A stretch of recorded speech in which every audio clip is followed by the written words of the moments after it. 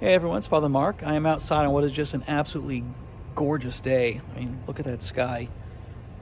It's bright, it's sunny, it's comfortable. I think it's about 75 degrees outside. And as I'm walking around out here, I've been thinking about the things that we're called to do for Lent. One of the things we're called to do is almsgiving.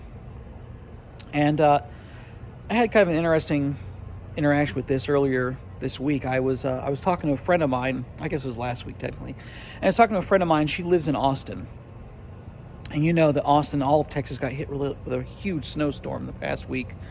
And so I was talking to her. She's a mom of 6 kids. She's a mathematician, and she and her husband have been living out there since she went there for college back in the 90s. And she was telling me about how they were out of power for 4 days, and they had to basically have the entire family gather around. They have one fireplace in the house, and all the kids, they had to come downstairs and all sleep around the fireplace with mom and dad just so everybody could stay warm at night. And they were sleeping their sweatshirts and sweatpants and all those things. And they have power back now, but they have to be very careful about rationing their food. The grocery stores aren't up and running yet. They don't have mail service. There are wires down all over the place. There are trees down all over the place. It's just a big mess. So I'm talking to her, and I said, what can I do from here? Can I ship stuff to you guys? Do you need, I can ship pasta. That'll make the trip. That'll survive going through the mail. I can ship, you need paper. Do you need whatever? What can I send to you to help you guys out? And the tough fact is that there was nothing I could really do to help her out. No matter how much I wanted to give, because it's a friend of mine, somebody who I care about, no matter how much I wanted to be able to give to her and her husband and kids, I can't. There's no way to do that.